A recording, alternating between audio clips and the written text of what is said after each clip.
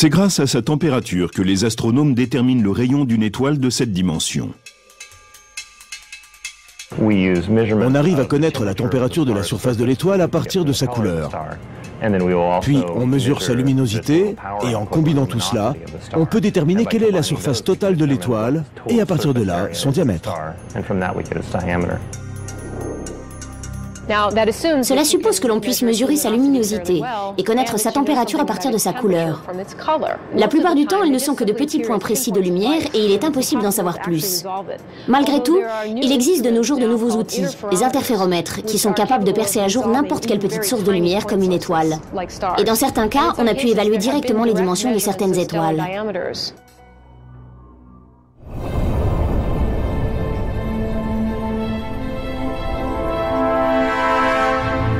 VY Canis Majoris ne détiendra pas éternellement son titre. L'hypergéante rouge perd l'équivalent d'environ 30 fois la masse de la Terre par an. Les plus grosses étoiles de l'univers comme VY Canis Majoris sont en réalité des étoiles mourantes. Quand celles-ci commencent à s'éteindre, elles brûlent leur carburant nucléaire qui est moins stable et elles gonflent avec le temps. VY Canis Majoris n'a sans doute plus que quelques millions d'années à vivre. Des étoiles aussi massives ne durent jamais bien longtemps. Elles consomment leur carburant à une vitesse prodigieuse. Elles se développent jusqu'à devenir une hypergéante et ne vivent sous cette forme que quelques centaines de milliers d'années, ce qui est très court en fait. À la fin, elles explosent en supernova. Certes, VY Canis Majoris a le diamètre le plus important, mais c'est une autre étoile qui remporte la palme de la plus grosse masse.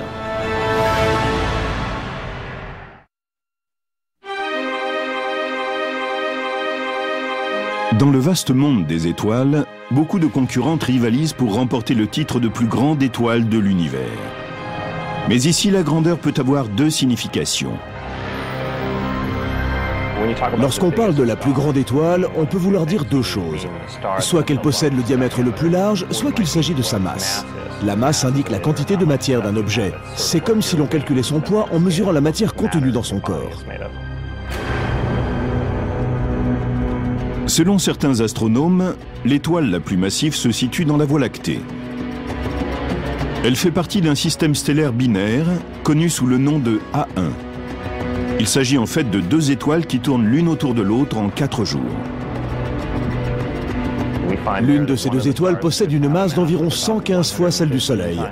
Et l'autre, également énorme, fait environ 84 fois la taille du Soleil. Ainsi, les deux étoiles de ce système binaire font partie des étoiles les plus massives que nous ayons jamais mesurées. Il y a peut-être des étoiles plus massives que la combinaison A1 dans cet amas stellaire, mais c'est la plus importante que nous ayons pu mesurer directement. Ces étoiles massives auront des vies pleines, mais courtes. Les étoiles massives sont extrêmement lumineuses. Parfois, elles peuvent éclipser des millions d'étoiles autour d'elles. Mais cela a un coût. Elles se retrouveront à court de carburant plus vite que n'importe quelle autre étoile. Et elles mourront un jour de façon spectaculaire. Leurs entrailles exploseront et se disperseront à travers la galaxie. Vivre à toute vitesse, avec une masse importante et en étant très lumineuse, a un revers. On explose à la fin de l'histoire. Une étoile très brillante risque de brûler plus vite et de mourir plus tôt. Mais en même temps, ces étoiles très chaudes fabriquent les éléments indispensables à toute vie. Sans ces étoiles massives, nous ne serions pas là. Nous n'aurions pas de fer dans le sang, de calcium dans les os. Tout cela ne se forme que dans les étoiles les plus massives.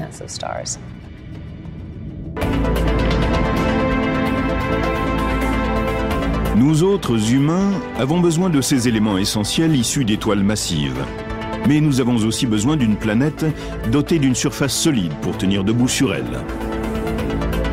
Les planètes se répartissent en deux groupes, les géantes gazeuses, comme Jupiter, et les petites planètes rocheuses, comme la Terre.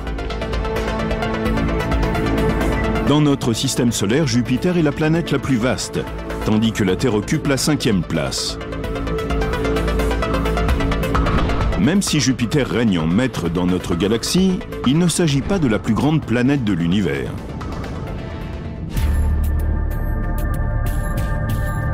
Celle qui tient le premier rang est 13,4. Elle a été nommée ainsi d'après le nom de l'étude Transatlantic Exoplanet Survey qu'il a découvert en 2007 dans la constellation d'Hercule.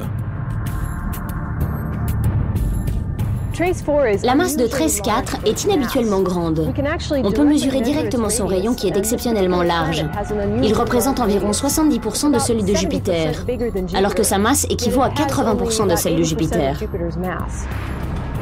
C'est à peu près la densité du liège ou de la crème chantilly.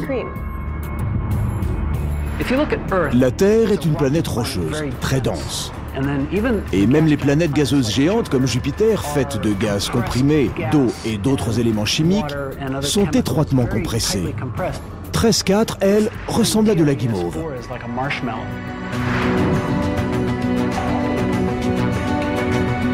Bien que TRES 4 soit légère par rapport à sa taille, elle est environ 18 fois plus vaste que la Terre. Les scientifiques ne sont pas tout à fait certains de connaître ses dimensions. Selon une théorie, cette planète très proche de son étoile parente fabriquerait dans son atmosphère de nombreux éléments chimiques qui capturent la chaleur un peu comme par un effet de serre. La distance entre cette planète et son étoile parente correspond à environ 5% de la distance Terre-Soleil. Elles sont donc très proches, si proches que l'orbite de la planète ne dure que 3 jours et demi. Vous imaginez donc la chaleur qui y règne et à quel point la planète est dévastée par la lumière émise par son étoile. Comme elle ne peut refroidir, elle ne peut non plus rétrécir. En effet, lorsque les gaz sont très chauds, ils entrent en expansion. C'est ce qui pourrait expliquer pourquoi le rayon de cette planète reste aussi important. Il se peut que TRES 4 soit une planète gonflée. Mais lorsqu'il s'agit d'héberger la vie, les plus grosses planètes n'offrent pas des conditions optimum. Ces géantes ne sont faites que de gaz en vérité. Elles ne possèdent aucune structure solide, on ne peut pas s'y tenir debout. Ce n'est vraiment pas un endroit où l'on pourrait trouver une forme de vie, car celle-ci serait constamment projetée dans l'atmosphère. Et c'est un peu dur d'évoluer dans ces conditions. Cette planète ne serait pas un endroit très habitable, tant elle est proche de son étoile parente. Elle est dévastée par les rayons de son étoile. Ce serait donc un endroit très chaud et peu agréable à vivre, en tout cas pour les humains.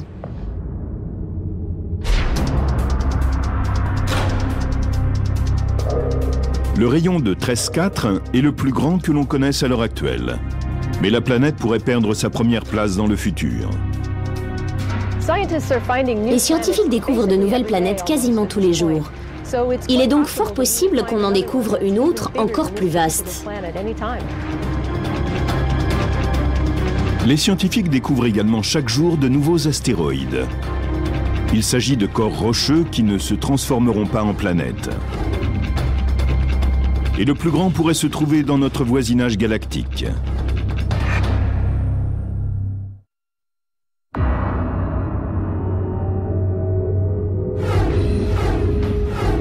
Dans le système solaire, des milliards de débris de roches ne sont pas devenus des planètes et ont trouvé refuge dans la ceinture d'astéroïdes.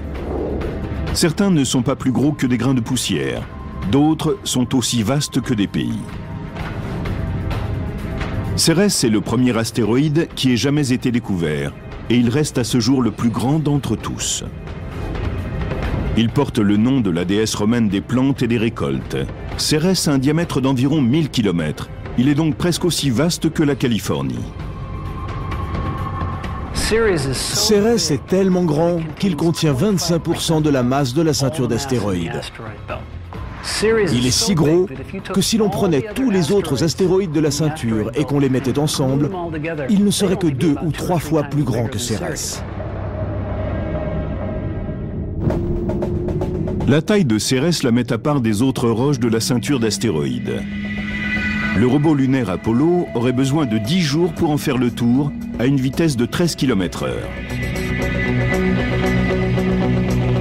Mais au-delà de sa taille, il possède une autre caractéristique, sa forme ronde. Tous ces objets en orbite dans la ceinture d'astéroïdes du système solaire ont une drôle de forme. La plupart d'entre eux sont de gros morceaux de roche taillés à la serpe. Cérès, lui, est assez grand et massif pour que sa force gravitationnelle prenne le dessus sur les roches qu'il contient. Et quand cela se produit, il prend la forme d'une sphère.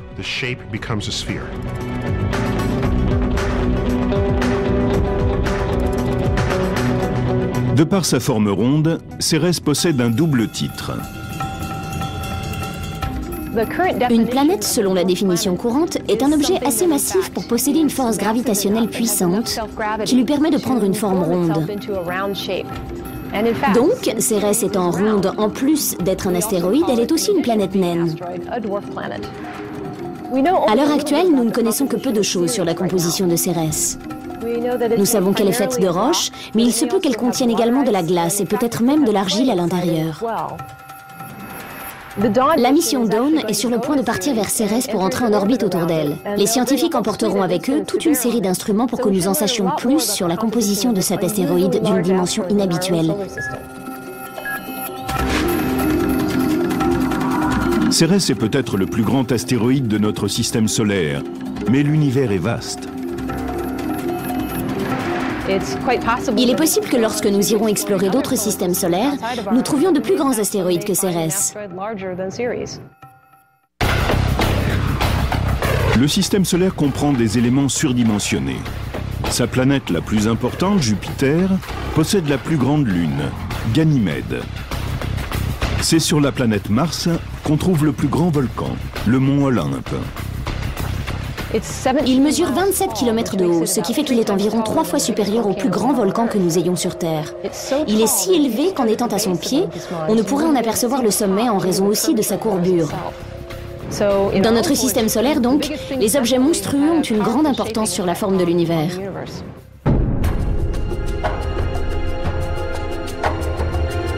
Certains pensent que le Soleil devrait remporter la palme de l'objet le plus grand de notre environnement cosmique. Il est 1000 fois plus massif que Jupiter. Mais existe-t-il quelque chose de plus grand? Le plus grand objet associé à notre système solaire est le nuage d'Oort. C'est un nuage de comètes très diffus qui s'étend jusqu'à mi-distance de notre étoile la plus proche, Alpha du Centaure. Celle-ci est à 4 années-lumière de la Terre. Les astronomes estiment qu'un vaisseau spatial devrait voyager pendant des centaines de milliers d'années pour atteindre l'extrémité du nuage d'Oort. Le nuage d'Oort est si sombre et si éloigné qu'on ne peut vraiment l'observer. Mais ce que nous savons, c'est que des comètes arrivent vers lui venant de toutes les directions. Il doit donc s'agir d'un nuage sphérique de comètes qui est très loin de nous.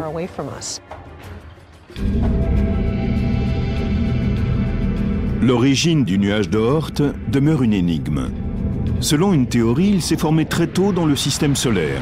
Lorsque les comètes tombèrent en direction du Soleil en formation, elles furent éjectées et tracèrent de longues orbites. Au cours des années, leurs orbites les propulsèrent dans un nuage géant. Il est très loin. Et il est rempli de rémanents gelés qui sont restés dans l'état qui était le leur au moment de la formation du système solaire, il y a environ 4,5 milliards d'années. On pourrait donc dire qu'il s'agit des rémanents archéologiques de la formation de notre système solaire. L'univers comprend à la fois de grands et de petits objets. Mais ce sont les vastes structures que nous voyons dans l'espace qui nous intriguent sur le fonctionnement de l'univers.